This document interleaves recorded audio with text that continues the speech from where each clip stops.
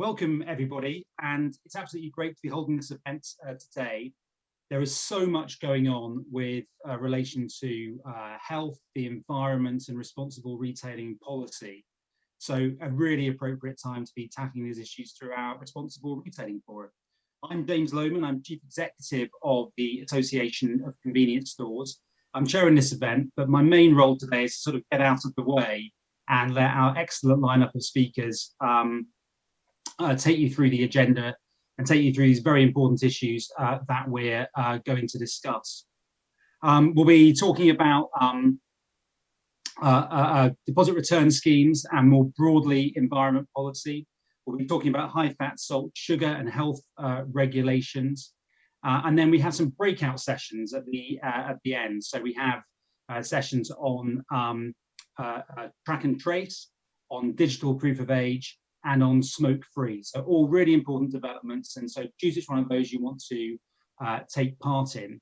We try to balance each of the sessions with retailer input, along with people who are more maybe focused on the policies that we're addressing.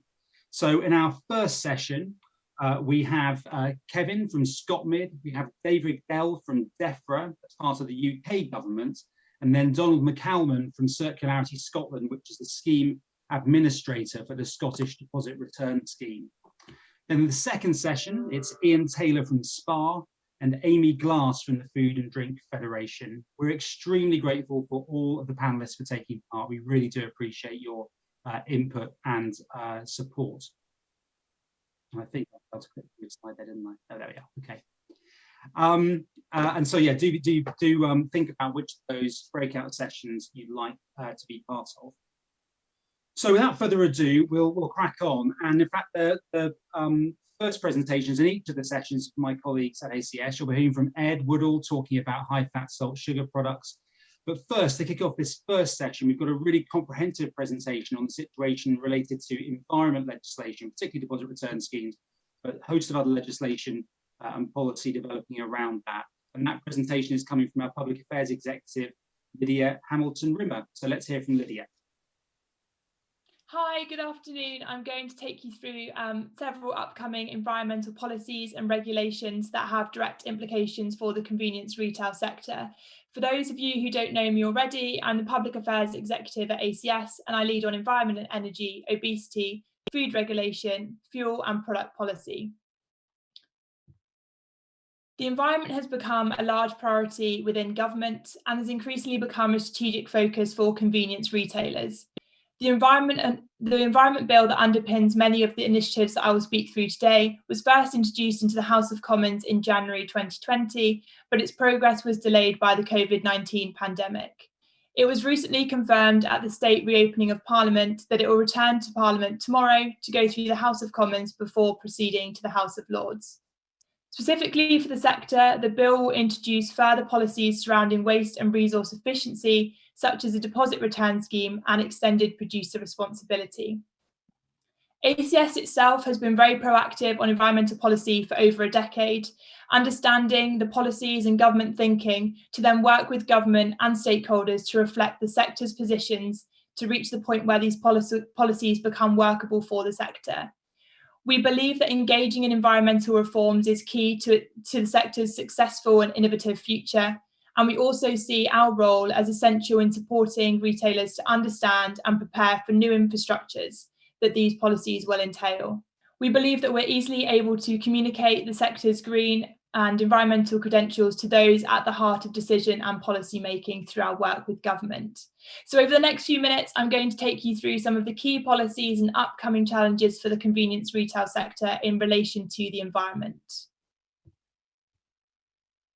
The first one I'm going to explore is potentially the largest upcoming challenge in regards to environment for the sector, and this is a deposit return scheme. So many of you will already be very familiar with this, but for those who aren't, it's a recycling system where consumers pay a small deposit on in-scope containers, which is then refunded upon return to a shop or a return point. So deposit return scheme in England and Wales is expected to go live in late 2024, but this is currently subject to consultation that the Department for Environment, Food and Rural Affairs has in the field and is closing on the 4th of June. So the current live consultation consults on an array of proposals, and the large majority of the proposals in the consultation are not new or a surprise to the sector, given this being on our agenda for some time. So all retailers who sell in-scope materials will be obligated to take them back, and in-scope materials currently include PET plastic bottles, glass bottles, steel and aluminium cans. These will be taken back via an all-in scheme or an on-the-go scheme. Both Wales and Scotland have already confirmed and opted for the all-in option. So similarly to the Scottish scheme, which I'm going to detail shortly, retailers or return points can apply for exemptions, and this is proposed to be on the grounds of close proximity to another return point, but also on the basis of a compromise of safety due to health and safety or food safety reasons, for example. There is also proposals in the consultation for retailers to report packaging that's placed on the market. And we're today joined by David Gell on the panel shortly, who is the policy lead on DRS at DEFRA, where we will explore the consultation proposals slightly more detail then. So ACS's position on DRS, the Westminster scheme, has remained very consistent and sort of developed in parallel to government and industry thought since the scheme first came onto everyone's agenda. But now we've been able to take into consideration our lessons learned from the Scottish scheme, which is slightly further along the curve to implementation than the Westminster one. So we're really keen to drive consistency between nations to ensure that the scheme is as smooth running as possible. And therefore we advocate for an all-in scheme, but of course without the inclusion of glass due to the logistical and operational challenges it really presents. We believe that strategically mapping the location of a system of reverse vending machines, not manual take-back, is better rather than mandating every single location to take back in-scope containers. This would be done in a similar way to how post offices and the National Lottery are mapped, and it would be very efficient, ensuring that take-back remains high. And this is both a benefit for the sector and also the deposit management organisation who's trying to reach those take-back targets.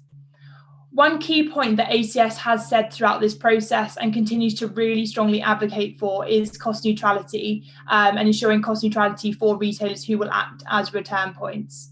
So we have, and we continue to make it really clear to both government and in all of those conversations that for the scheme to succeed and to be sustainable, there must be a fair handling fee that accounts for an array of factors. And this includes staff costs, the cost of reverse vending machines, the loss of sales space, and also utilities, to name but a few. So as previously mentioned, the deposit return scheme in Scotland is slightly ahead of the Westminster scheme, and it's actually scheduled to go live in July 2022. However, the Scottish Government announced in February of this year that they're going to conduct an independent review into the implementation timeframes to revise the July 2022 date. Now, ACS does support this as it would drive consistency between the two schemes, but we're yet to hear about the progression made on this independent review, but of course we'll be keeping members up to date on this.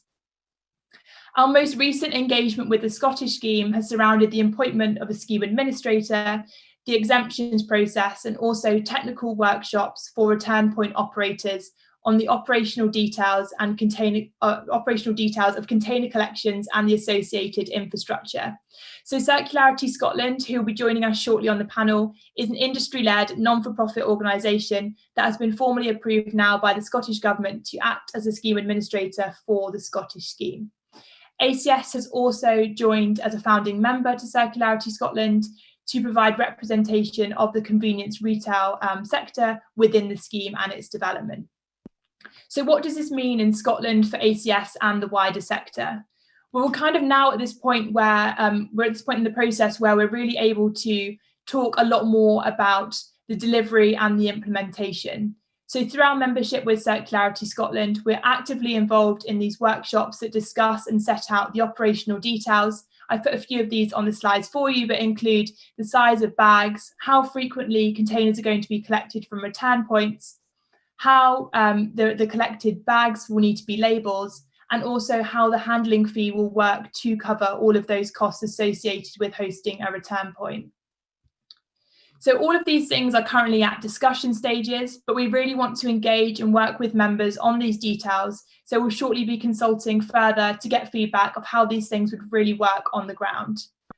One of the central reasons for seeking membership with Circularity Scotland is that we can really engage with members and with the scheme on the very important operational details that will have great implications for the sector. We're also then able to provide a flow of information to our members. When the scheme goes live, our membership will be able to provide an important point of contact for any strategic and persistent issues associated with the operation of the scheme. And this is really important to ensure that this channel of information and help continues when the scheme goes live. So next, we're going to move on to extended producer responsibility. For those of you who do not know already, it's a environmental protection strategy aimed at decreasing the amount of packaging placed on the into the environment.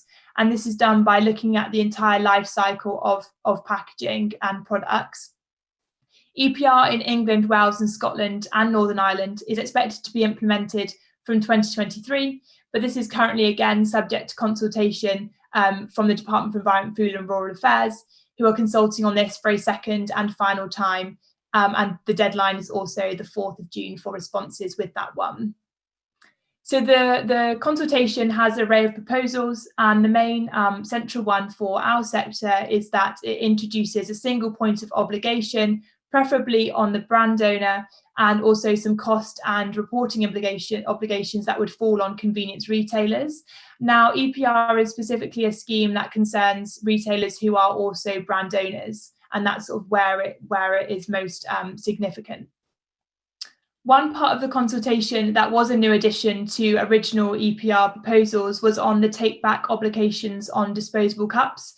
So in the consultation, it means what the proposals mean that those who sell drinks in disposable cups would be obligated to provide some form of take-back.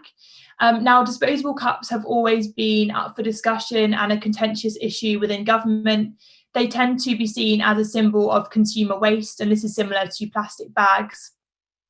So before this, the government has explored a variety of proposals to deal with the waste, such as introducing a levy. But this consultation seeks views on whether a take-back scheme should be introduced to help reduce waste from disposable cups, and is expected to be implemented from late 2023. Now, ACS does disagree with the obligation being placed on all sellers, as retailers in our sector contribute a very small number of cups given the wider rates of cups placed on the market. So we therefore believe a de minimis should be applied to exempt those low volume sellers. And it also needs to be recognised by the government that this would be another take-back scheme alongside the deposit return scheme that would be expected or obligated upon retailers. We therefore think this should be introduced in a light touch way and phased in from 2025, when other recycling infrastructures that I'll detail shortly will be established. So more widely on EPR, based on our understanding here, retailers, as I mentioned, are not largely impacted by this, and EPR is more of relevance or is of most relevance to those retailers who are also brand owners. The second consultation has taken into consideration our existing position quite heavily, and we've been communicating this for some time through written consultations and also when liaising with government officials on this. And our positions surrounding the brand owner level of compliance and also de minimis level is what's really been taken through to this consultation, and we will be continuing to advocate for. So moving on to DEFRA's third and final consultation currently in the field, this surrounds consistency in household and business recycling in England and is expected to be phased in, dependent on business size, from 2023-24. So the consultation explores extending the scope of materials to include products that convenience retailers may sell but will not be responsible for recycling. So this includes aerosols and metal jar lids, for example. It also sets out the timeframes for when phases of in-scope materials will begin their collections, and also the support given to and the exemptions that will apply to small businesses and micro firms who will be required to adopt and recycle via separated waste streams too. So in the consultation, micro firms are defined as those with under 10 employees, and small businesses are defined as those with under 50 employees.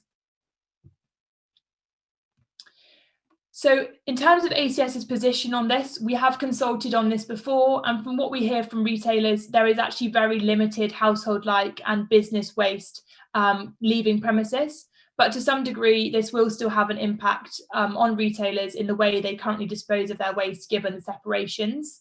So all retailers are actually trying really, really hard to drive down their waste, which is amazing. And it's why we see limited waste in the first place. But the main important thing here is that businesses will have to look at waste contracts and potentially speak to waste contractors ahead of the changes to see how this may affect them. We also really want to ensure that there's consistency across local authorities and nations on the types of recycling that must be separated. And we also really think there should be an appropriate and realistic lead time to implement these changes to ensure that retailers are able to comply correctly when required. Now, on to some other policies. So obviously we have lots ahead of us, as I've just explored, but there are also some key developments for the sector that have happened over the last 4 to 6 weeks that I'd just like to quickly touch on. So many of you will be aware that the single-use carrier bag charge in England has now increased as of the 21st of May, but it was previously expected to increase on the 30th of April. It was delayed due to minor amendments being made to the legislation, but also the pre-election period. During this time, ACS worked really, really closely with the government to bring clarity around the changed implementation date and to also secure formal government guidance on this for the sector. The regulations increase the minimum bag charge from 5 to 10p, also extends the obligation to all retailers, but those with under 250 employees remain exempt from the reporting requirements. In Scotland, the charge on the 1st of April increased to 10p, and in Wales, there are currently no plans to extend the charge, but it's likely that it will want to align with both Scotland and England, but this will be subject to consultation in the future. On domestic burning fuels, retailers were banned from selling traditional house coal from the 1st of May.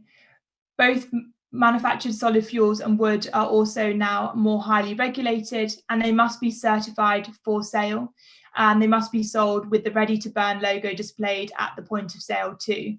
Further information on the changes and the new requirements can be found in the guidance on our website. ACS has also responded recently to the Welsh consultation on almost identical proposals under the Clean Air Plan for Wales. So subject to consultation, the necessary legislation is expected to be introduced later this year, and then the bans will commence from 2023. Now, we've talked a lot about the current consultations that DEFRA has in the field and things that have just happened, but when we look further into the future, we also have some policies that will directly have implications for the sector. On waste from electrical and electronic equipment, DEFRA are currently preparing a consultation to go live this summer. This was originally expected last year in 2020, but delayed for obvious reasons. So the consultation is going to look at improving and amending the current WEEE regulations, with the first expected changes to be implemented from January 2023. But again, this could be subject to delay. In addition to this, the government is expected to consult on waste battery regulations, and the legislation that will be introduced aims to improve the environmental performance of batteries, but also looking at how they are disposed throughout their life cycle and recovered as well. ACS continues to work with DEFRA officials on the future of WEEE, and we are actually currently consulting with our members to influence the impact assessment that will be published alongside the consultation in the summer. Moving on to the second environmental policy in the future for the sector, we have the Minimum Energy Efficiency Standards, or MEES.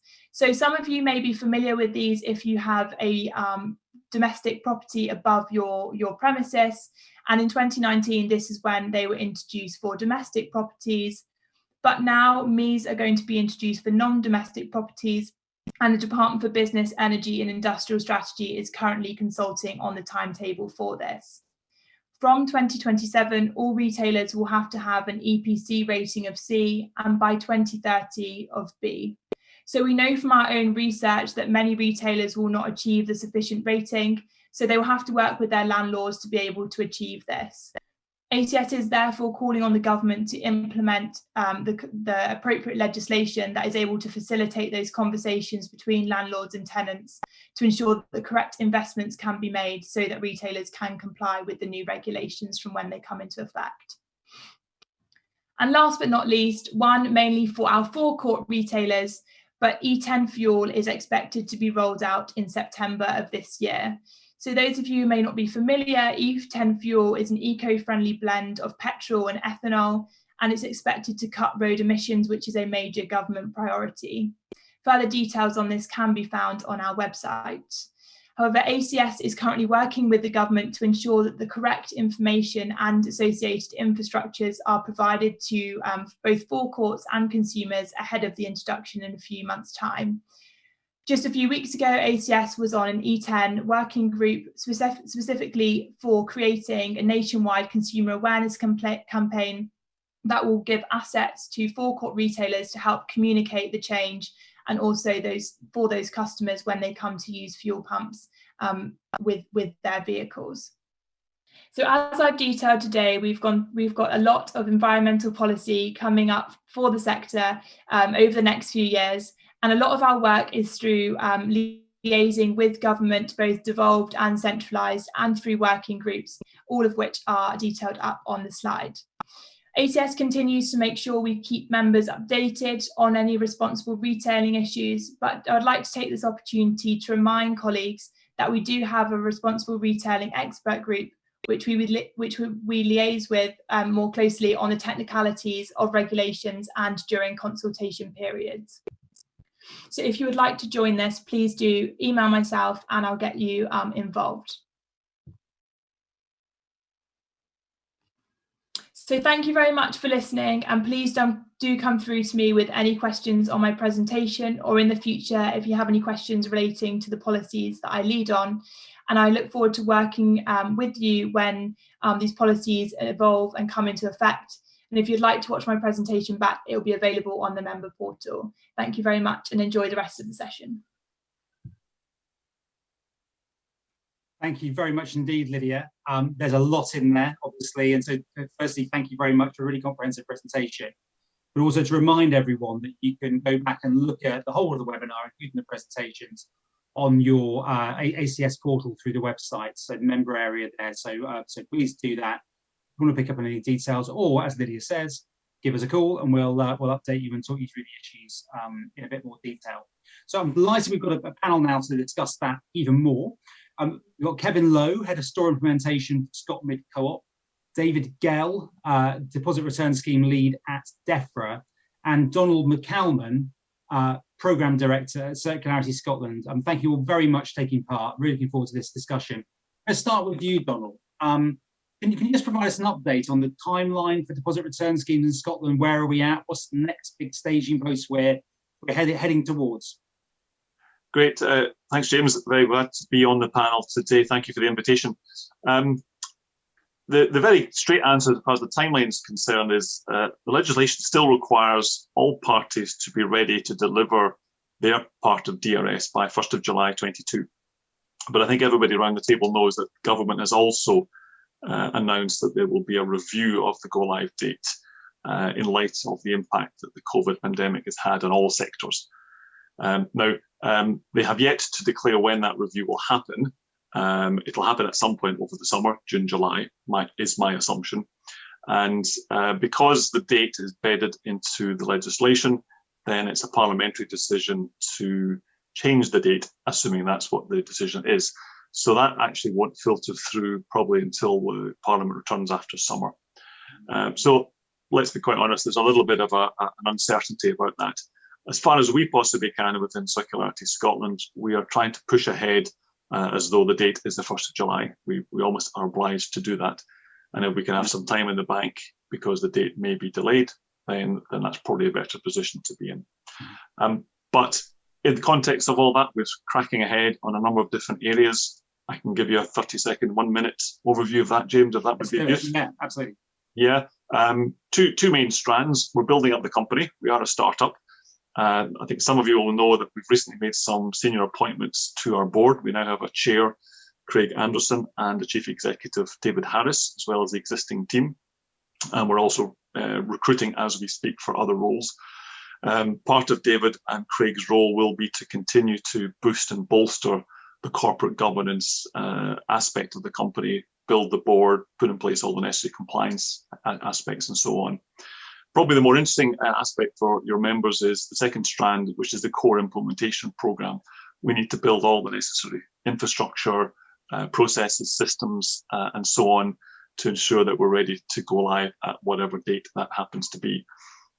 There's a number of work streams. Some of your members will have been involved in some of the collections work streams where we're starting to look at the detail of the collection process, and that's all forming part of our operations work stream. We'll appoint partners to work with us to run the transport and collection side of things, and also to run the processing of containers and counting of containers and so on. We're kicking off a sort of commercial work stream. Some of you, again, may be at the workshop we'll run tomorrow, starting to look at the detail of the producer agreement and how the producer fee is calculated. And there will also be elements of starting to think about going out to appoint a body to help us with the calculation of the return point handling fee. We have a large IT component. Really, the system of this complexity requires pretty substantial investment in the sophisticated IT. So that's kicking off as we appoint our first technical leads there. And we have a major communications strand. Initially, probably tactical campaigns, if you like, to identify all the return points that we have to visit, but also engage with all the various producers who effectively will become our customers. But then the biggest element of the communications workstream will clearly be the run-up to go live, where that becomes a very, very substantial consumer campaign. So lots of activity ramping up, starting to pick up the pace, and increasingly we'll be engaging with trade associations and organisations to help us in that process. Brilliant. Thank you very much, Donald. So Kevin, I'm going to come to you next. How does all that from the retailer angle? What are the issues that you're looking at from an operational level? What have you learned from the pilots that you've run? What's your agenda on DRS? Things that are concerning you most, or which you're saying is the greatest opportunity? Let's be aware of that as well. What's your perspective, Kevin? You've all done it. The dreaded mute. Sorry about that, James. I think from a retailer's perspective, just the opening gambit that Donald gave over there in terms of a flavour and a shape of where DRS is going with Circularity Scotland will certainly help. From our perspective, retailers are always impatient, and we're always looking to know what's going on and how we can really help ourselves from going forward. So to that end, we've engaged with a couple of suppliers to put a couple of DRS machines into our stores. The right location, the right space for a store, we've kind of understood to be vitally important. Initially, we thought front of store and high profile for our customers would be good. We've kind of slowly moved and moved into the rear of the store, and we're going with a rear feed machine, and we're going with a machine that we can unload from front of house. The rear feed seems to be the more preferable from a store's point of view, and we've had interchanges by the two stores that have been working with it on us. I think from a learnings point of view, engaging with contractors early, making sure we've got a robust method of install is going to be key, especially when we've got probably 180 of these machines that we've got to get sorted out into the stores as a whole. Cleaning is going to be vital in terms of how that works within a store. The machines that we've got have been calibrated to accept a third full of any product, so that can start getting a bit messy when you're going through what you're doing. Getting visibility of the stores, making sure that they keep the upgrade of cleaning is good. One of the providers gives us a report out. The second one is now working to get that functionality for us.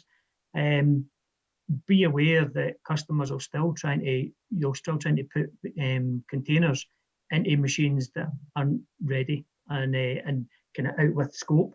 You'll start to see the 10 bottles getting lined along the top of the machine. So we've got to come to some kind of buy with that. We've had to place a couple of bins in front of our machines just to keep that place tidy. The next part that we've been working quite closely with the health and safety team is all about method statements, and it's about making sure that we have proper, robust manual handle in place, We are providing equipment to make sure that from a glass perspective, we've got robust gloves that will protect our store colleagues. And then probably just the final part of that is when you're placing your machine down, the communication part that you use in terms of making sure that you're either going to go through a portal in your store and have your IT infrastructure communicating properly, or you have you do proper Wi-Fi testing and make sure that you get that comms part going from the front of store to your back into your office and your provider, James.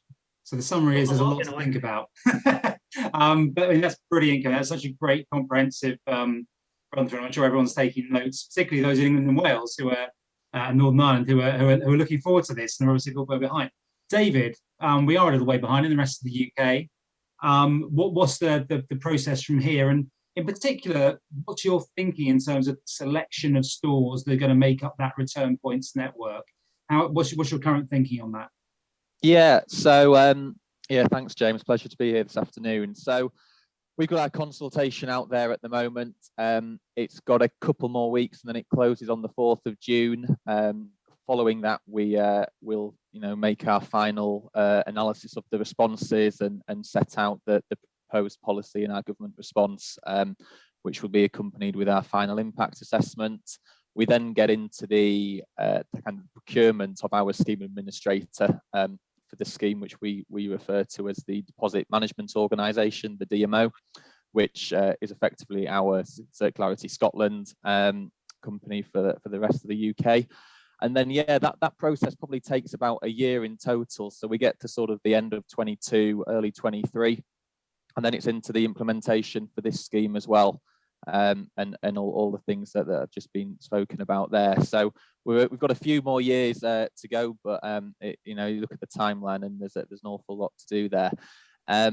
In terms of the return points policy, so our proposal is that all retailers who sell in scope drinks containers would be obligated to accept the return of those containers and host a return point. That could be an RVM, that could be a manual return point. That would be for the retailer themselves to agree with the Deposit Management Organisation. We've proposed very similar to the Scottish regulations. There'd be 2 exemptions for retailers, one on the basis of a breach of safety to hosting that return point, and the second on the basis of close proximity to another return point.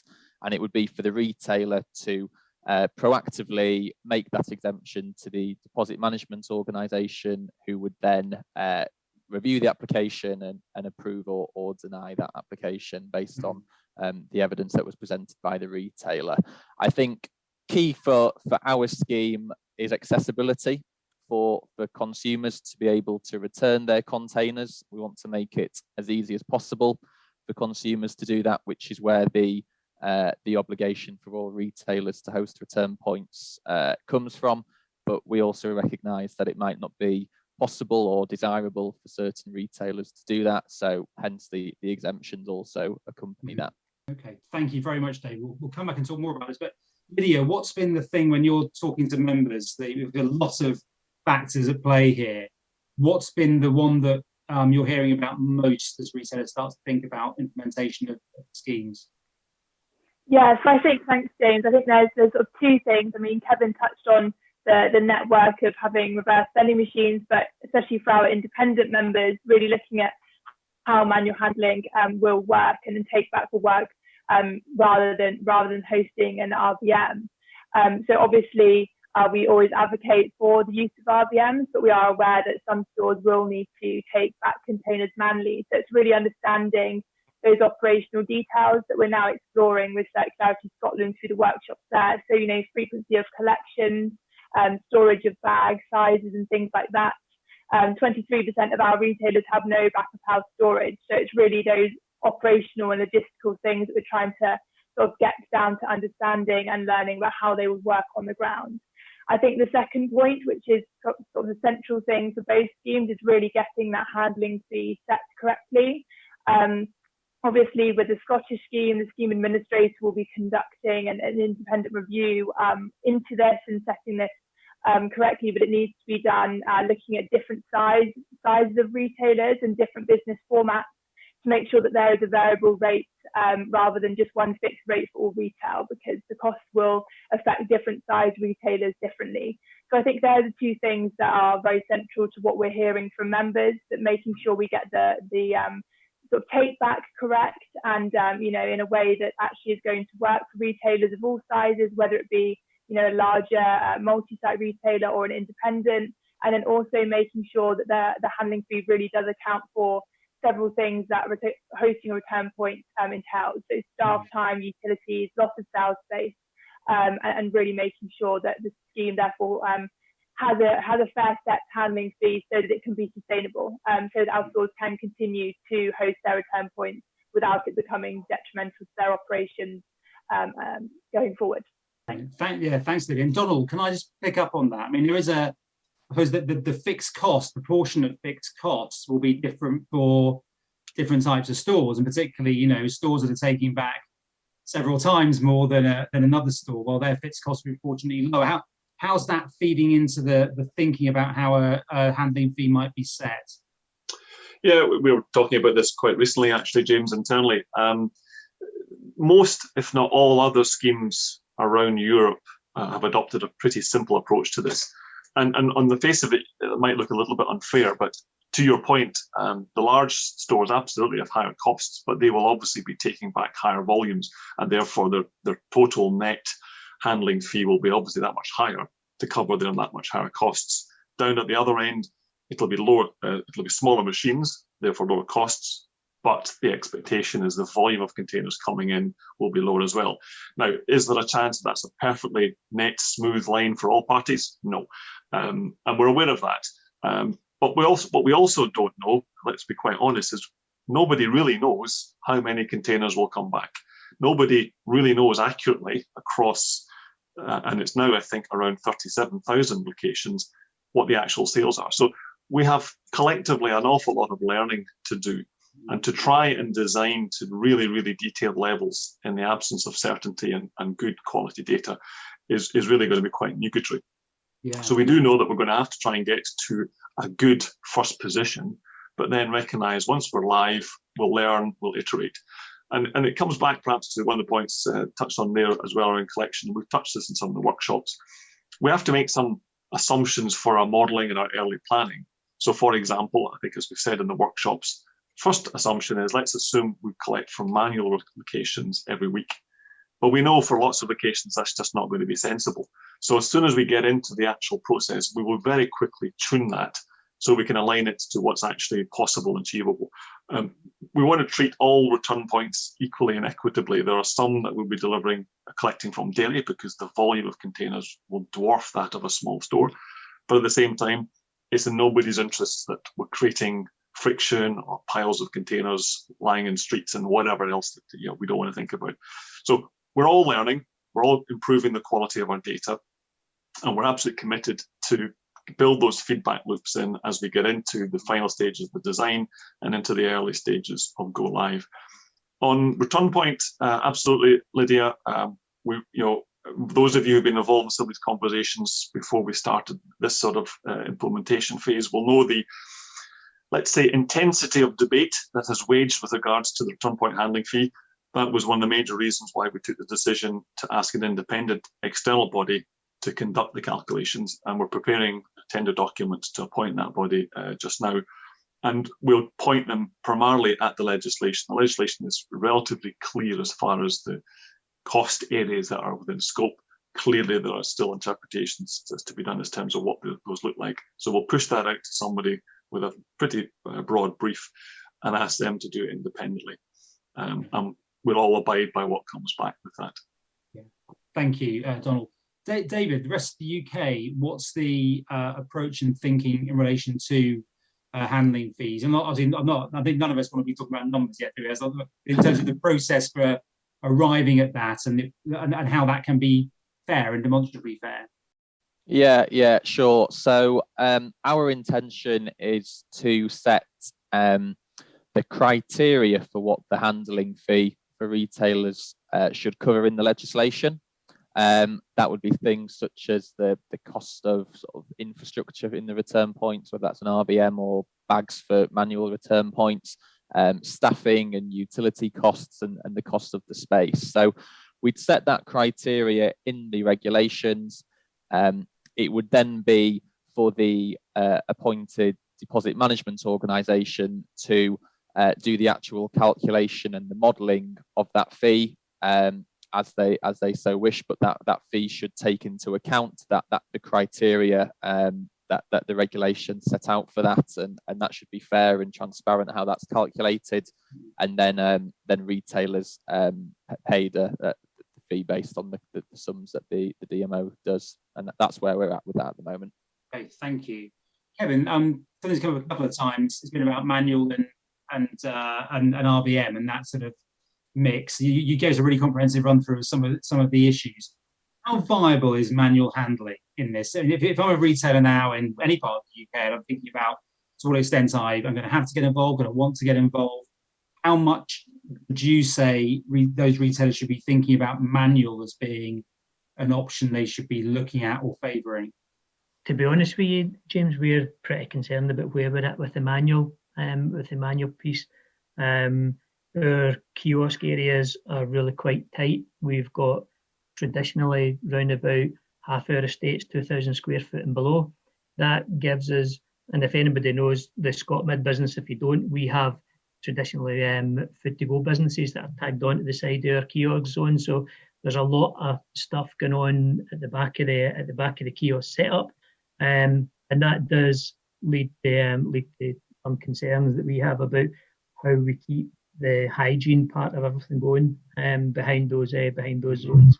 We are actively having a real good look at what exemptions look like, and exploring within where we would be in mapping out the 400-metre radius that would possibly be available if we were looking at exemptions.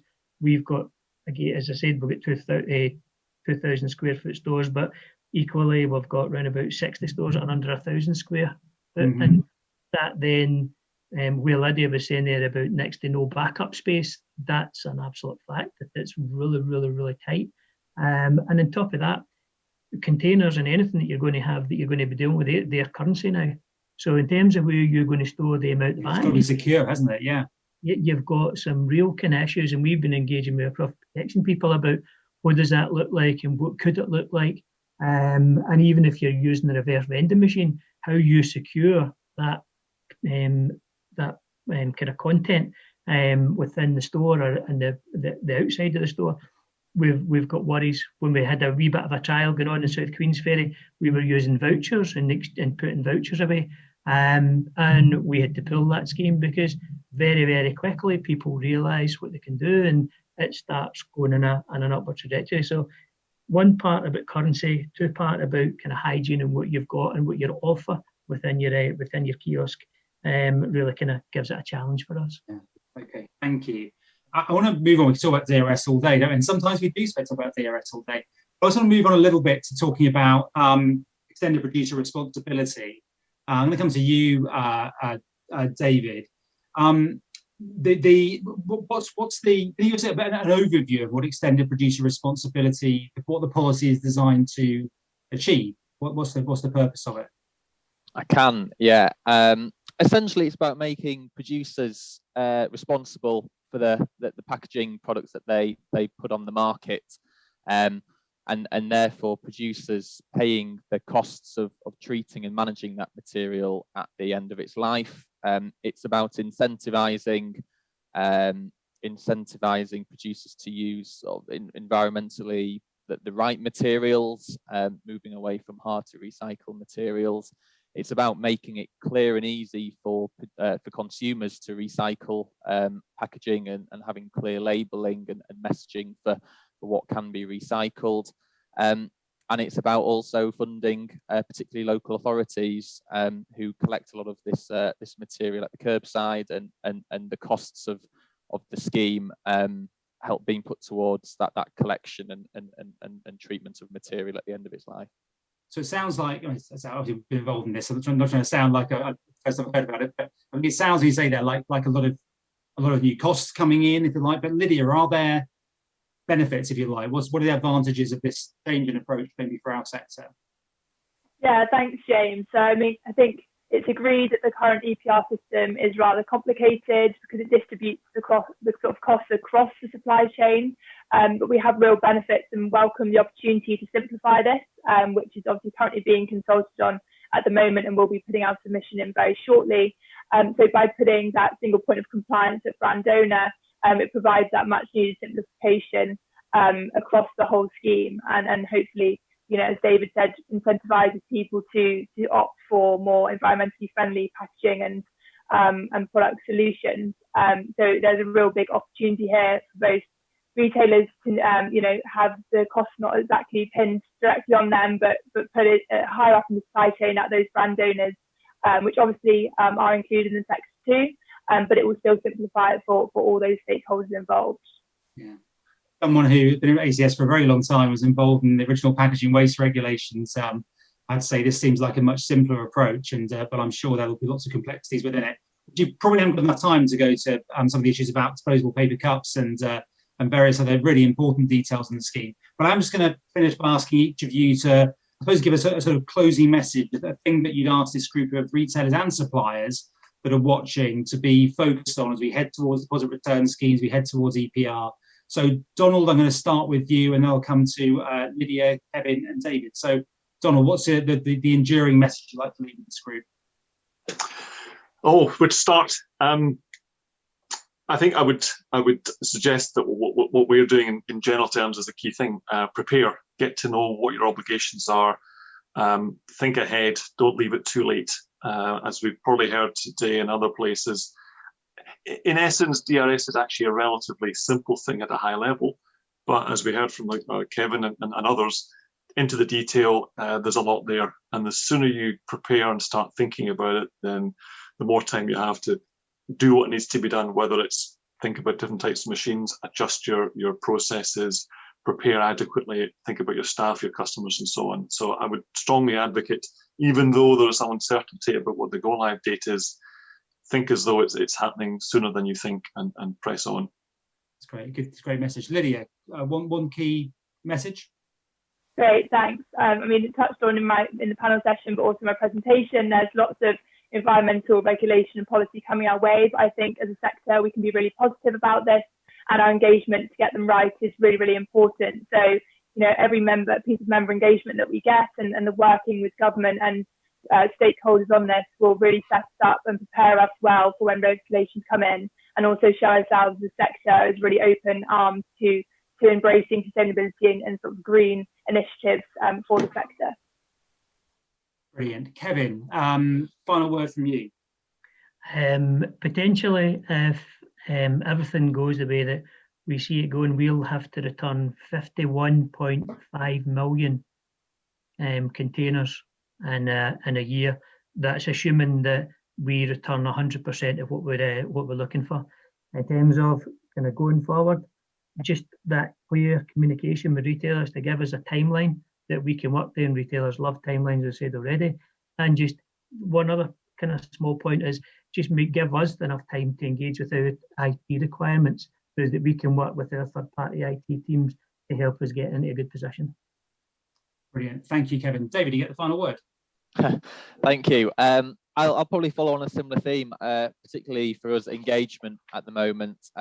We've got our consultation out. There's possibly not a better time than this to make your views known. And the more views we have and the more evidence we have to sort of finalise our policy around, the better I think we can design the DRS for all businesses and on all actors that are involved in the scheme. So always appreciate the engagement, the opportunity to speak today is great, and just want to try and continue that as we move forward with our proposals. Brilliant. Thank you to all of the panel, and that's the key message, isn't it? This is the time to engage. This is the time to be thinking about it and trying to shape what happens next. I failed in my job in not having picked up on all the questions that have come through.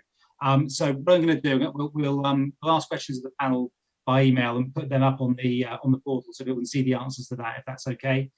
We'll address some really good questions about the operation deposit return scheme in particular. So we will pick up on that. I apologise that I only got to ask them. So thanks again to the panel. We're now going to our second session, which is covering high fat, salt and sugar products and the regulation and policy surrounding them. We'll start from hearing from Ed, our Government Relations Director, and then we'll go on to a panel discussion with Ian Taylor and Amy Glass. But we'll start off from hearing another very comprehensive presentation on this set of issues from Ed Woodall.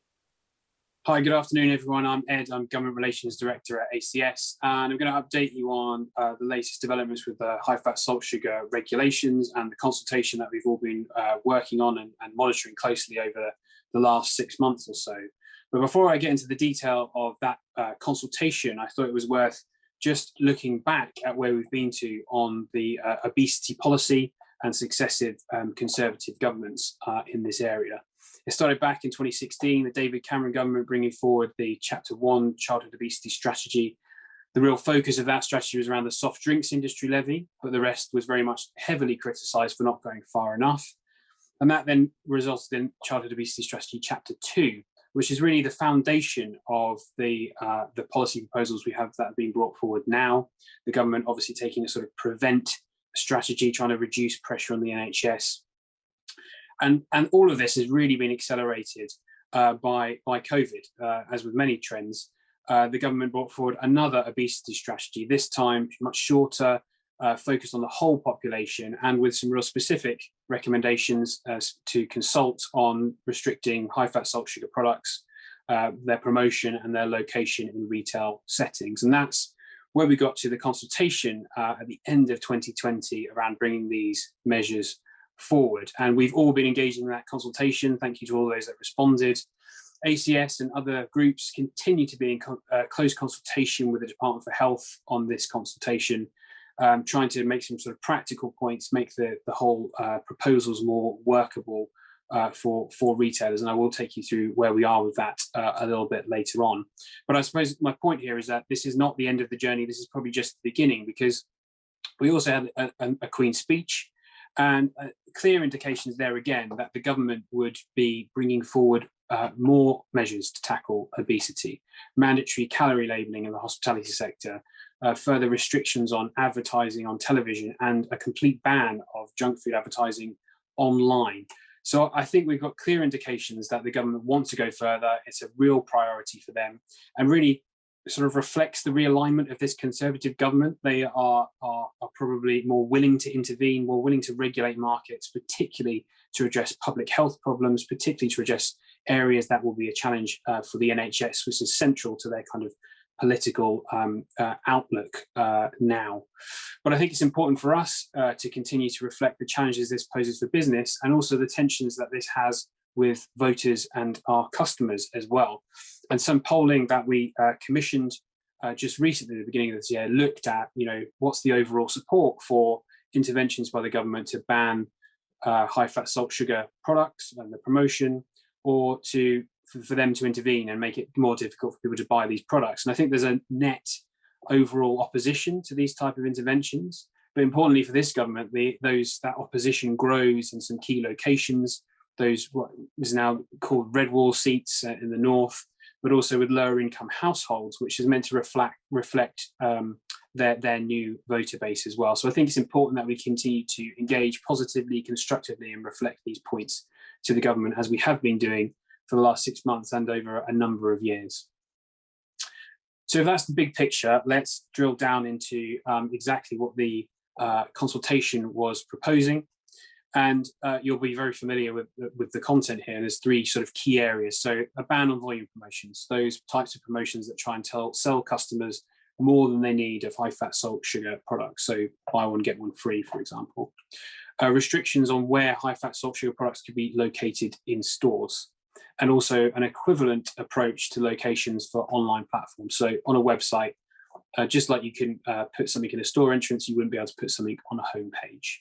And I want to take you through where we are with those and our current interactions with government. Before I do, though, I think it's important to just look at what businesses are in scope, because this has been one of the key controversial areas of this policy. So on this slide, on the left-hand side, you'll see that there's the size of a business based on its employees, so over 50 employees being deemed a medium or large size business. And then along the bottom, we have store size, so those over 2,000 square feet. Those are the two qualifying thresholds for the different policies. So if you have over 50 employees in your business, then you would be required to not promote high-fat salt sugar products through volume promotions like buy one, get one free.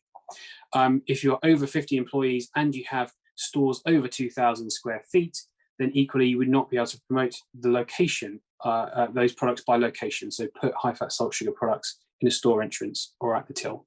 So hopefully that explains who's in scope and how it works. But so a bit further explanation around how those definitions are applied, because this has been one of the most controversial elements, particularly around employee numbers. The government in their consultation are suggesting that this should apply to anyone working under a franchise agreement, and they specifically reference symbol groups within that. So what they're saying is that anyone that's a single site independent retailer trading under a symbol group brand would be counted as a large business because they are part of a wider business group and they have that brand above the door.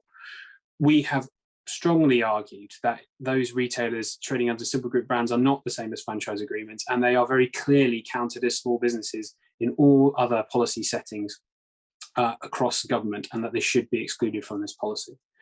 Now, hopefully we'll get more clarity around this in the final regulations, but I think retailers should be prepared to secure their own legal advice around what that definition of franchise agreement means in the final regulations that are published. The second area is around that floor space. We've always advocated that the government should use the 3,000 square foot definition for an exemption from location restrictions. It's that 3,000 square foot is understood by retailers, it's understood by enforcement officers, so why not use that? Unfortunately, the consultation had the 2,000 square foot threshold in, and we continue to push for the government for them to extend that. We're also asking them to be really clear about how they calculate that square foot threshold. And we want them to align as much as possible with the Sunday Trading Act, because that's the one that everyone is using out there. And it also makes clear certain things that are in scope and out of scope. For example, the exclusion of food concessions is really important in the square foot calculation of the stores. Now, I'm confident we'll get some more clarity around those definitions in the final regulations, which would make it easier for everyone to be able to interpret those. So moving on is the regulations. Now we understand who's in scope and how that's being worked out. The first thing and area, as we've talked about, is around the promotion by volume. So again, these are the types of promotions that are referenced in the consultation document: 3 for the price of 2, so a multi-buy promotion. Also extra free, so anything that says 50% extra free, they would not be allowed for high-fat salt sugar products. But it does exclude things like meal deals or meal solutions or dine for 2, those types of deals. But it also depends on what products you have in those types of deals. So in the regulations, they're saying multiple items means more than one of the same items, or more than one of the same items from the same category, which is specified in the regulations. That means everyone's going to have to look really closely at the regulations, really closely at the products that they're including in their different promotions, and review them. How are they defining different types of products? Well, in Schedule 1 of the regulations, they've got about 14 different categories in the original consultation. You have to determine if a product falls within one of those categories, and then you have to use the government's nutritional profiling score to work out if it's high in fat and salt and sugar. That's extremely difficult. There's no getting around that. Retailers are responsible for doing this, but they are going to rely heavily on their suppliers to try and give them that information, because these are really complicated calculations to make, and a mistake could obviously mean that you fall foul of those regulations. I'm sure we'll hear more from the Food and Drink Federation around some of the conversations that they've had with government about trying to make those products in scope really, really clear. On the next section, we wanted to talk about the promotion by location.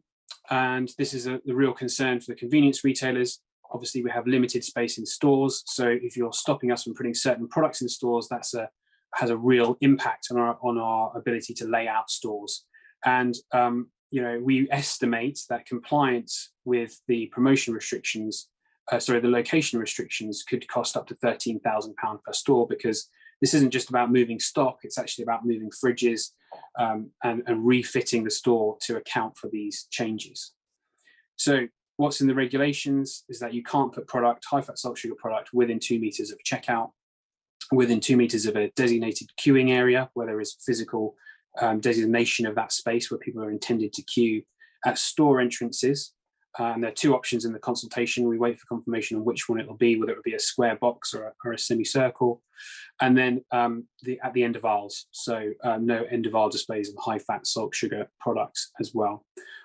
We've asked for absolute clarity on these, and we've also asked for, obviously, the exemption threshold to be at 3,000 square feet. I believe there will be more clarity around these definitions in the final regulations, and of course our discussions continue with the Department for Health around these. And that's really important because, you know, when you look at the impact on stores, this image here shows the entrance in the bottom right-hand corner, so you can't display anything in that location, in the red box. Then to the left of that red box is another big red box around this till area and the designated queuing area. And of course, you can see all the smaller red boxes that designate the end of aisles across the store. So there's quite serious implications about where you can range certain products across the store. And that's why we are continuing to raise these issues with government. The final element that I wanted to mention was around online. Obviously, what the government are trying to do is reflect those location restrictions in an online setting. So an entrance, store entrance is equivalent to a homepage. An end of aisle is equivalent to the promotion of a product somewhere else on the website, alongside another promotion of a food product. And then the checkout is equivalent to, you know, viewing your basket or proceeding to the checkout on a website as well.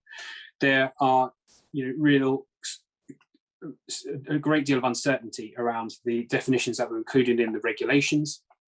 I think the government use of the language entry page was a real problem instead of homepage. I think the definitions around checkouts and cross-promotion of seasonal activities, such as banners on pages to promote Halloween or Valentine's Day gifts, where it's a bunch of flowers and some chocolates, were a real problem that needed further clarification. And I know that the Department for Health have been working to try and clarify some of those elements, but it's still going to take really close study of both the guidance and the regulations to make clear what you can and can't do on your website as well. So that is a quick run through of the regulations. Lots of detail there. But I suppose the key thing everyone wants to know is when are these coming forward? And I've set out the timeline here of what we currently understand. And there's actually 2 timelines here. First, on the top half is the government's timeline for bringing forward the regulations as we understand it. And then ACS's timeline about how we're going to support members with different research and information around the introduction of these regulations. So first, with the government consultation, we're expecting imminently the consultation response to be published. We did invite the Department of Health to be here today, but unfortunately couldn't because the proposals were not finished. But, you know, we expect these very soon, possibly this month, to come forward with a response to the consultation. After the consultation response is out, the government will publish the full regulations for tabling in Parliament, and also supporting guidance alongside that, which they will consult with industry on.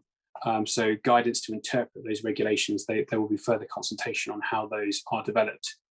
And then finally, at the end of the year, the regulations will be passed through Parliament. They'll have to be passed in time for October to give a 6-month implementation period for the regulations to come in April 2022. Now, I must stress that we are continuing to push along with others, for the period for the implementation of these regulations to be extended beyond April 2022. We'd like 18 months from when the regulations are published to give people time to comply. So this timeline could change, and I'm hopeful that it will change to give us more time, because it's a really short time frame to try and introduce such complex regulations in the market. From an ACS perspective, obviously, we want to help everyone try and understand the framework and approach for dealing with these types of interventions. So we are going to be issuing surveys to members to try and understand how they are going to approach their framework for approaching compliance with these regulations. Obviously, we'll be issuing those very carefully. We've got legal advice around how we can do that so we don't fall foul of any competition issues, and give everyone confidence to be able to give anonymized information back. We'll then release the results of those surveys so people can see what the outlook is. And then later in the year, we'll issue further surveys to get an update as we get closer to the implementation date. And of course, helping throughout with a guidance, support, and perhaps assured advice around how you can comply with these regulations going forward. So hopefully a helpful timeline. I'm hopeful that the implementation period will be extended further. I also want to mention, obviously, there's a challenge with devolved nations and their approach to these issues. Wales has the option of following the English regulations, and Scotland has already made strong indications of their intention to bring forward regulations of this nature as well. We would always push for consistency across the UK, but often that's difficult to secure with different nations wanting to take slightly different approaches. But our priority would be driving consistency as much as possible and reducing the impact on convenience retail. So we will be watching closely for further updates from the devolved space. And there's clear indications from both the Welsh Labour manifesto and the SNP manifesto that obesity is as much a priority there as it is in Westminster as well. So that's a quick run through. I look forward to taking your questions on the panel. If you have any other questions or you want to have a chat, please drop me an email. I'm happy to arrange a time to have a conversation. Otherwise, the presentation I give today will be on the ACS member portal and we will circulate it around after this. So thank you very much for taking the time to listen to me, and I look forward to your questions on the panel. Thanks very much indeed, Ed. There's a lot going on. So obviously in this space, we get a lot of calls from members at the moment about these issues. So it's great to have a chance to hear about from you, Ed, but also to talk to some other very important people as part of this debate. So I'd like to welcome Amy Glass, who's Policy Manager of the Food and Drink Federation, represent the UK's food and drink manufacturers, and Ian Taylor, Retail Director of SPAR. I don't need to introduce SPAR, everyone knows SPAR, one of the UK's largest symbol groups, and it's great to have you with us, Ian. Ian, I want to come to you first. Ed's talked through, when I talk about the high fat, salt, sugar regulations, of those the restrictions on locations, like till areas, end of aisles, what are the location restrictions that you think are going to be hardest for SPAR retailers to implement? Thank you, James. Thanks for the invitation today. I think it all depends on your size of store. You know, the reason we want to push for 3,000 so strongly is that if you're at 2,000 square feet, it's all of the above, because, you know, you haven't got those big differences in the stores. So a 2,000 square foot store, you know, your till area is a prime selling area. Obviously any ends and the checkout, sorry, the front of store, hopefully it will be the square rather than the semicircle, so we can measure it. But obviously, you know, as Ed showed quite clearly, sort of a third of the space of the store will be restricted. And that's really hard. And I think it's really detrimental for a store just over 2,000 square feet with these regulations. Yeah. Hence, we're pushing for 3 because you have then got more space. Absolutely. No, these are, I'm always struck by this. When we hear it in the media, the headline is always sweets at checkouts. And I always had to tell everyone it's about a lot more than sweets and a lot more than checkouts. And the implication is really, really significant. So actually, Amy, I talk about a lot more than sweets. The range of products that are going to be affected is going to be really important. What sort of work are manufacturers doing to communicate that nutrition profile model results and to communicate what can be displayed where? Because it seems to be a really important part of this. Yeah, you're absolutely right, James. And thanks for inviting me to join your panel today. It's definitely a lot more than sweets. So it's around 15 categories, which largely align with the Public Health England sugar and calorie reduction programme categories. There's a couple of differences. But within those categories, we will need to calculate the nutrient profile model score to determine what can be promoted in store and online. So you're right, this is going to be a big challenge and something new that a lot of companies will not have had to do before. What might be concerning for a lot of retailers is that there isn't a kind of set mechanism set out for suppliers to provide that information to retailers. So that might differ from business to business. And whilst manufacturers might provide the nutrient profile model information to the retailer when they agree a promotion in conversation together, companies might not provide that information as a generic piece of information for all the products. So this might be a sort of key challenge that retailers come across. Retailers in some circumstances might need to calculate the nutrient profile model score themselves. For example, if they decide to sort out a promotion or consider where they're placing products in store without having that conversation with a manufacturer first. So as I say, this is going to be a really big challenge for many businesses who haven't had to calculate the nutrient profile model score before, particularly for smaller companies who might not have technical expertise in-house to help them with that, because as you say, it is quite technical how to do this. Absolutely, and obviously retailers will just expect, rightly in our opinion, as standard, that information to come with the, with the order, and so be when they're making selections of products. And obviously that's going to be not necessarily an easy thing to just automatically provide. Ed, you talked about a lot of issues there with this. What's the one you're hearing about most from retailers? What's the biggest area of concern? Well, focus on location restriction is key, and around the definition of those different store areas and getting absolute clarity around those. Obviously, there's going to be interpretation of these regulations on the ground. Enforcement officers are going to have to pick up the regulations themselves.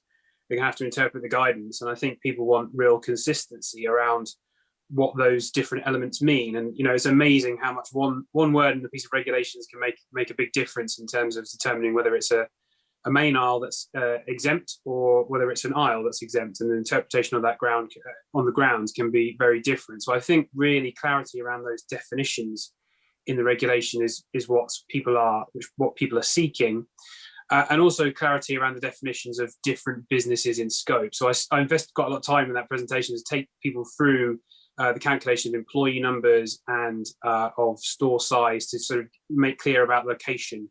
So for location restrictions, the key one is around being the stores over 2,000 square feet are the ones that would be in scope that have more than 50 employees across the business. So that those key definitions and clarifications of the regulations are what we're getting lots of questions about.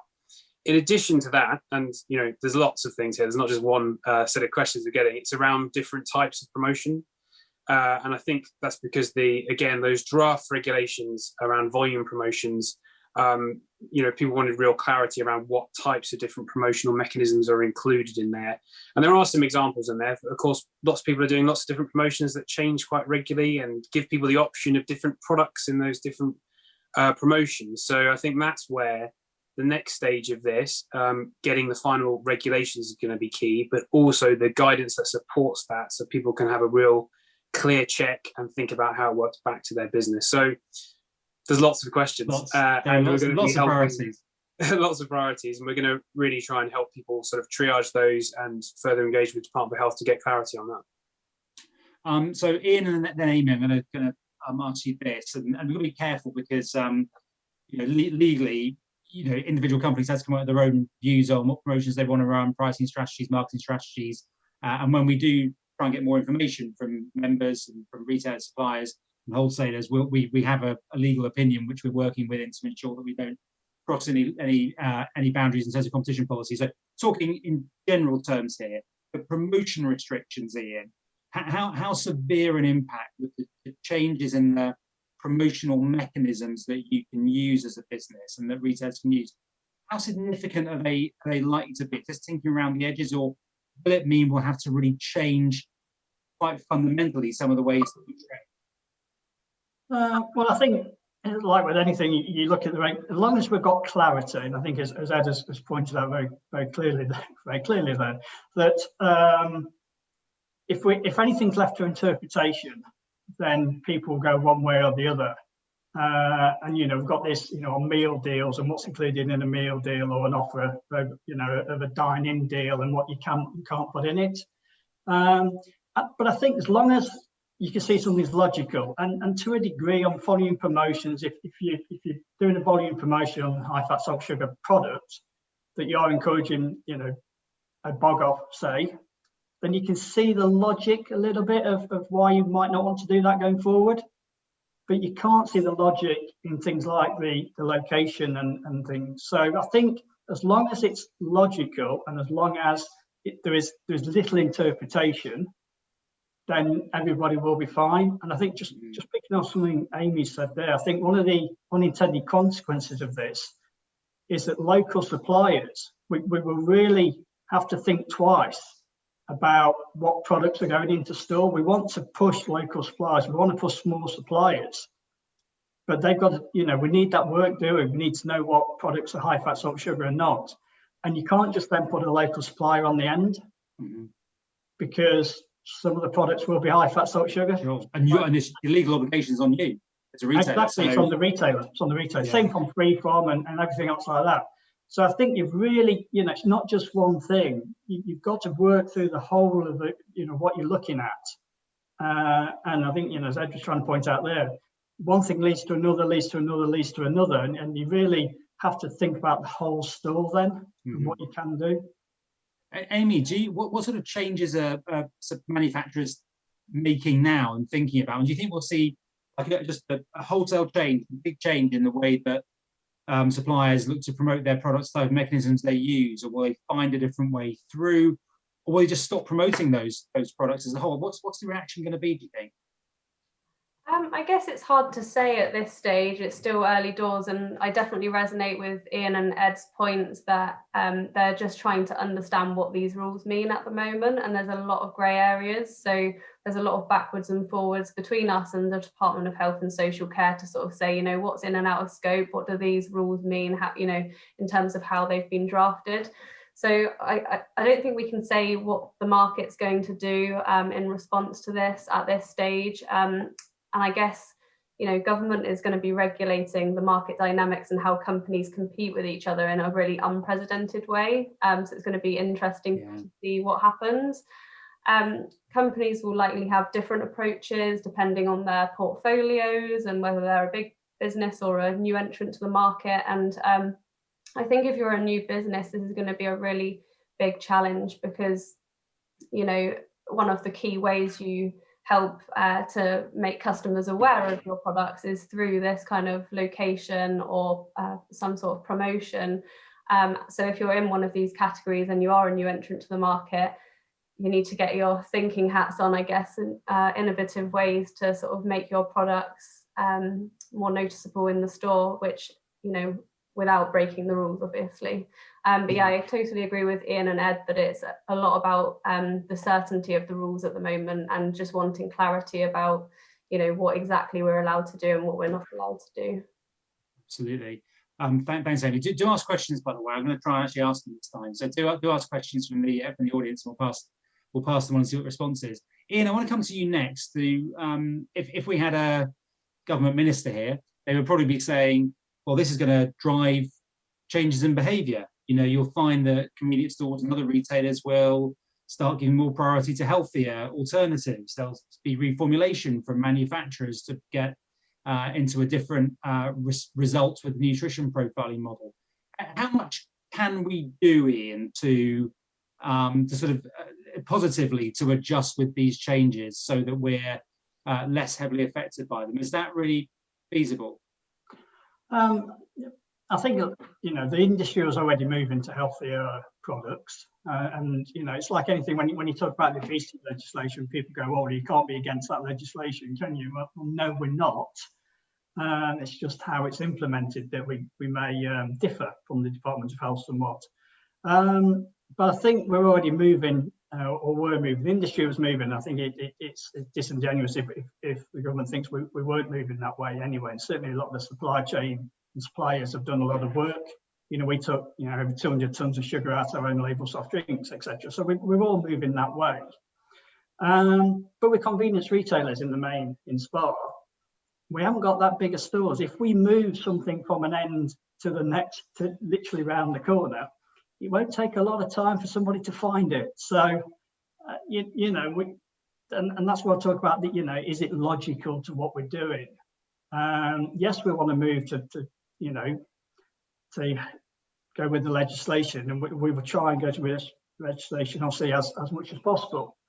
But that's why we need that clarity of what we want to do, because yes, we all want to you know make sure it's legal, and the enforcement and how it's going to be enforced and what is going to be needed for each retailer. You know, if you've got a 1,900 square foot store or a 2,000 square foot store, the changes are massive. And we all can measure stores differently. So we need to be very clear on how big that store is. Yeah, absolutely. So actually, Ed, I want to pick up on that specific point about how we are defining the size of a store, which is a really important technical point. And also, Ed, the discussion we've had about nutrition profiling and who's responsible for that. So the legal obligations on the retailer. Retailers, we assume, will expect of their suppliers that they provide that information. In a sense, the legal obligation is on the retailer. Is that right? And how do you see that playing out in practice? So calculation of size of store and obligation for saying whether it's affected or not. So those are the sort of one question for the audience and one from me. So size of store, the consultation document talks about sort of main shopping area of internal shopping area, which were in the regulations and the draft regulations, which was a completely new definition for them to sort of create in the regulations. And actually, there's a perfectly serviceable one that both retailers and enforcement teams already use, which is included in the Sunday trading regulations, which is around relevant floor space. So we're talking about internal area, but the relevant floor space is important because it determines what is there for the sale of goods in stores. So it excludes any area of the store that might be a food preparation area, food concession. It might be for storage, so a storeroom, a staff room, all those different things would be excluded. And that definition is very clearly understood by retailers and used widely, but also by the enforcement community, both for Sunday trading, but also for unit pricing, because if you're underneath that 3,000 square feet, you don't have to do the unit pricing elements as well. So really, we're encouraging the Department of Health to move in that direction. And I think within those regulations, they will. We've had positive conversations about them being clearer about that, so we can get to that way of calculating that's consistent for everyone, which is obviously really important. So hopefully, better clarity on that one. In terms of what you set out in terms of the nutritional profiling score, yes, it is the responsibility of the retailer in the regulations to determine that. Obviously, there's also a responsibility on suppliers to give accurate information. But of course, that's not the same as them being able to work out the nutritional profiling score, because what's on the packet doesn't help you work out that score, which I'm sure Amy could sort of tell us in more detail exactly about number of grams required to meet the nutritional profiling score. But of course, that represents a problem. It represents problems for the retailer on the ground in terms of analysing quite a big range of products and lots of new product development coming in, or small suppliers, local suppliers, that can obviously make a big difference in the range and offer in a store. It's also a problem for enforcement officers as well, because bear in mind that they've probably got less expertise in this space to be able to understand that. So again, coming back to the clarity, it's a challenge on all sides to get real clear on this, and there's no easy way through it. There's going to have to be some conversations with suppliers to try and get that information across to retailers in a really good way. So going into April 2022 or towards April 2022, hopefully further ahead, we're going to have further conversations like this through ACS and FDF and others as well. Amy, how worried should retailers be about this? So, I mean, supplier communities generally organise itself pretty well. In terms of, how much you talk about some small local suppliers, I can see that being more of an issue. But do you expect this is going to be something which suppliers will be able to provide to their retail customers? Yeah, I mean, there's a lot of businesses that haven't had to calculate the NPM score before, not just small businesses. Some big businesses haven't used it either.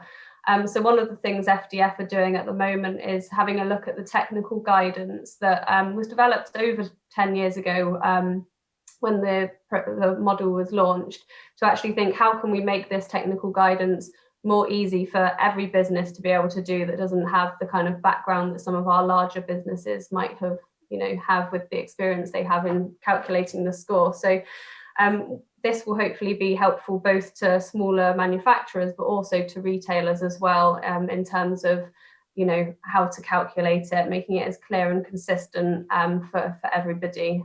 So yeah, definitely a big challenge, but it's going to be across the board, a challenge for everyone, I guess. And like Ed says, it'll be important for us all to work together help each other on this as it develops. Absolutely. Ed, you're now floor space man. Question is external selling space included? So yes, in the regulations, they talk about internal store space. They do talk about, and I'll get the exact words, I think vestibules, entrances, and sort of, so if there's a door and then another door, an entry, yes. But they give a number of different ways of defining that. But yes, this is internal floor space areas, what they're talking about. Casual forecourt, my logs outside and my space outside, if I've got a store with an outside fruit and veg display or something, not included. Yes. In calculation. Thank you. Ian, SPAR operates with your RDCs in Scotland, Wales, England, Northern Ireland. In terms of how you're thinking as a business, are you really working on different plans given these regulations in different parts of the UK? Or are you thinking something similar is going to be in place across the UK at some point soon, so we may as well work to this all together? What's the thinking about the sort of sequencing of that across the UK? Well, and then I'll say, yes, England only, and we've got 500 stores that if it's at 2,000 square feet, it will cover anyway in England. Wales, we think may well go the same way of England, but obviously it's a different timeline. I think Ed covered it in his part, which is fun. We've got to have consistency. I don't think a product becomes healthy or unhealthy as you cross the Tweed, if I think rightly. So from a supply point of view, again, it's going to be an absolute nightmare if some products are just as HFSS in England and it's different in Scotland, or different again in Northern Ireland, and different floor square footage. But we've got to be realistic. We've seen with the COVID regulations, if one of the developed nations can be different, and they probably will be. And so we plan for consistency, but we've got contingency for others. But first of all, for April next year, this will be England. And obviously it's 2 weeks prior to Easter, so we're going to have to change everything 2 weeks running up to Easter Sunday. Absolutely, a very, very good point. And obviously, at a time of year when quite a lot of the effective products are sold. So, and certainly, the amount of time ahead, we have been saying to the ministers that the amount of time ahead we have to plan means that the time scale in leading is not going to be enough, is it? It's going to be very disruptive from all sorts of points of view.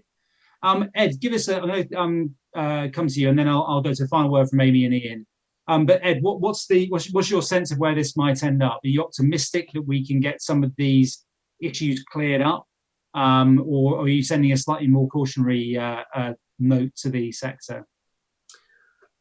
So I think we should always be optimistic, and we had some good conversations with the Department of Health and Social Care around clarity on some of the definitions, and I think over time they've really appreciated more conversations with industry about these, because they recognise the operational challenges. So I think we'll get more clarity on some of those key things that we have discussed today. I don't think that takes away from the concern we have around how this plays out on the ground, and that people will still have to look at these in the round and make an assessment almost on a site-by-site basis about how they interpret these for their business. So optimistic about the conversations we've had so far, and hopeful that we'll get a good lead time to introduce these as well. Mm-hmm. Thanks, Ed. Amy, how are you feeling about the regulations? Do you think there's a chance for a little delay to get over that Easter problem and to give more time to prepare? Do you think there might be significant change in the regulations? What's the FDF view on this? I mean, as Ed says, we've been having ongoing conversations with DHSC as well from FDF's perspective, and I think one of the key things for us will be working with them on the guidance they're about to share some draft guidance with us to sort of help us to understand what categories and what products are actually in and out of scope, because that's still quite unclear on many of the categories. So I think that conversation is happening, so that's really positive, and we will be providing really detailed feedback on that to DHSC. On the timings, I'm not sure if I have as much optimism. From what I've heard from DHSC, they're pretty set on their outcomes, but fingers crossed, I hope that they do listen to the retailers who have been sharing some really important concerns around, the fact that 6 months is not enough to, reset out a store layout and all of the different things online, which are still very unclear as well. I guess a key kind of issue I just wanted to flag as well for manufacturers is just how this will impact on the reformulation programs as well, which obviously we'll be seeing our final monitoring report for that this year, because many of the categories that are restricted will inhibit that reformulation work that's being asked for, which is a shame as well. Absolutely, it cuts across. It is extraordinary how close we are to the implementation, how many questions are still outstanding. And that is really extraordinary. So we're being asked a lot of information on a daily basis. So which we can't give, so we don't yet know. So it's I think as a very disappointing. Ian, final word from you about how we should be thinking about these regulations and the key thing in terms of preparing right now at top of your agenda on this. Well, we're already looking, to the future and looking at, how we lay stores out, post HFSS, taking the regulations as we see them now. That's all we can do.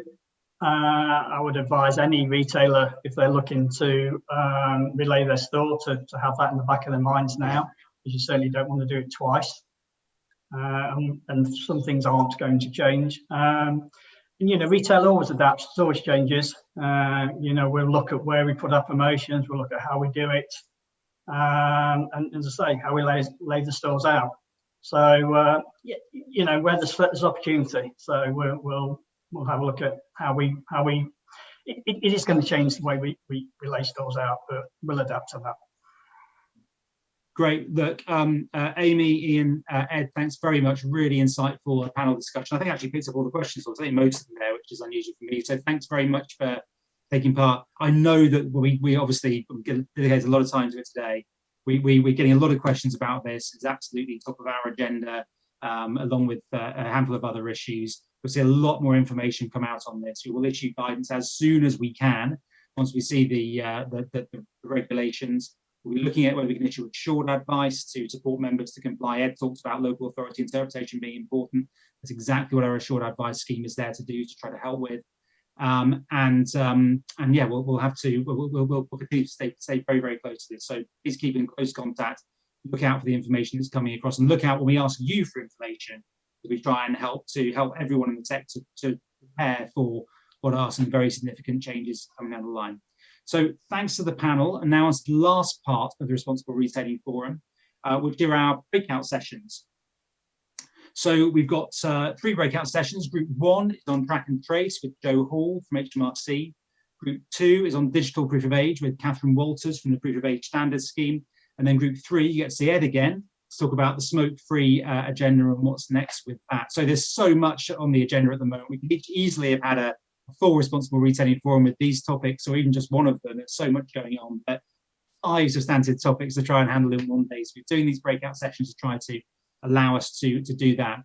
To join the breakout sessions, you need to leave this Zoom call and come back in on the other link you've been sent to the breakout session. So you come back into that Zoom call and then click on whichever one of those 3 you want to take part in. They will all be recorded. They will all be up on the board, so you can look at the discussion afterwards. But even better to be part of them, because then you can ask questions and take part in them. We really look forward to your input to those. Thanks to everyone for attending. I'm not going to have the chance to come back, so I do want to thank everyone. We're all together. Thank everyone for attending and taking part with your questions, and some of which I managed to ask. Thanks to all of the panelists and to Lydia and to Ed for some great presentations. So if we now leave this Zoom call, come back in, and anyone who's in the past section, I'll see you again there. But some of you will choose other ones. So thanks very much indeed.